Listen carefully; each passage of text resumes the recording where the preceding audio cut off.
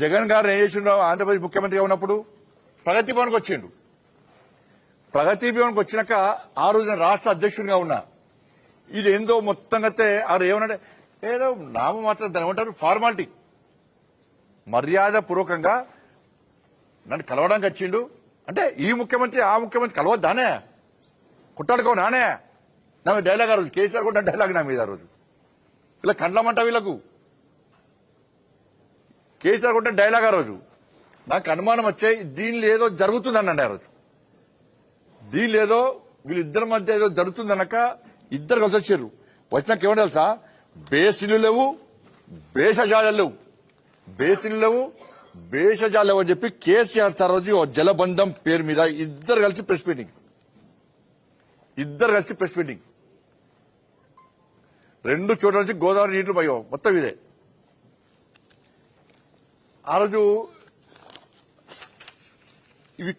ఇవన్నీ చేస్తున్నప్పుడు నేను అడిగిన కేసీఆర్ సార్ లేఖ రాసిన, సార్ అక్కడ రాయలసీమ లిఫ్ట్ ఇరిగేషన్ పనులు ప్రారంభించడానికి సిద్ధంగా ఉన్నారు, నువ్వు ఆపు అంటే కనీసం దానికి స్పందన లేదు.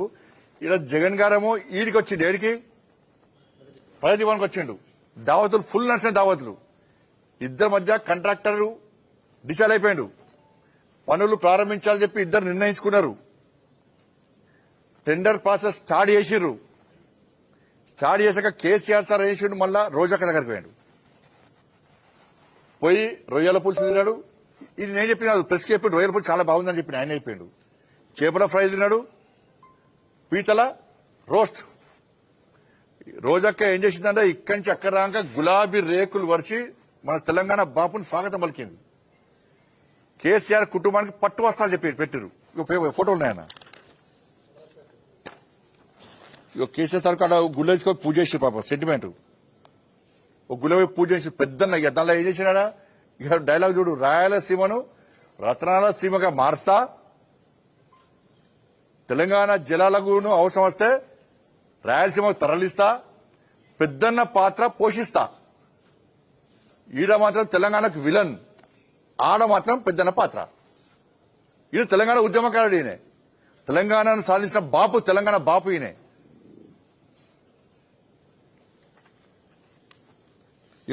కేసీఆర్ ను గులాబీ రేకులపై నడిపించిన రోజా.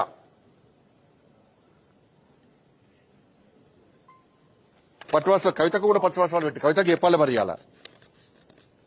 గులాబీ రేకులు వస్తుంది తెలంగాణ. చూడండి గులాబీ రేకులు ఇది చూపట్టండి. ఇది రాయలసీమ రతనాసీమ మార్స్తా గులాబీ రేకుల మీద నడుస్తున్న కేసీఆర్ ఖుషైపోయాడు. చిచ్చారు పోయి ఖుషైపోయాడు.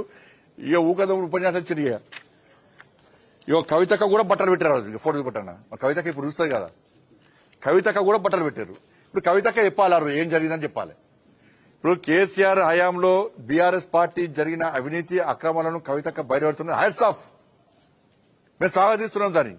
ఎక్కడ అవినీతి జరిగినా, ఎవరు అవినీతి పాల్పడ్డా, ఎవరు దాన్ని బయట పెట్టినా భారతీయ జనతా పార్టీ వాళ్ళకి అండగా ఉంటుంది. ఎందుకంటే ఇన్ని 3 హయాంలటువంటి నరేంద్ర మోడీ పాలనలో ఒక్క అవినీతి ఆరోపణలు లేవు. కానీ కవితక బయటపడుతుంటే మేము సహకరిస్తాం. ఇప్పుడు కవితక కూడా ఈ విషయాన్ని బయటకు ఏం జరిగింది. తండ్రి కాబట్టి రమ్మంటే బిడ్డ పోవాల్సి వస్తుంది.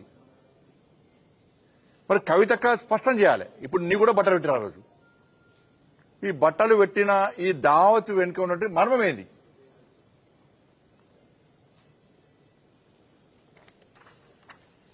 అదే కవితక కూడా ఆ రోజు వద్దన్నట్టున్నది. నాకు కొంచెం సమాచారం అయితే ఉన్నది.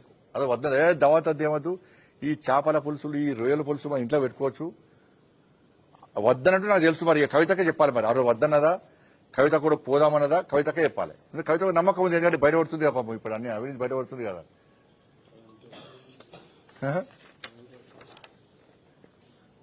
ఇక దావా చూడండి, ఇతడు చూడ ఇది డైనింగ్ టేబుల్ మీద మొత్తం గిన్నెలే, అన్ని డిష్లే ఇవి. ఏమని రాసిడా, నగరిలో రోజా ఇంట్లో భోజనం చేస్తున్న ముఖ్యమంత్రి కేసీఆర్ దంపతులు కుమార్తె కవిత, దావత్ ఇచ్చిన రోజా. ఈ లోపలికి రానిచ్చిన కిచెన్ కూడా రానిచ్చిన ఫోటోగ్రాఫర్లను.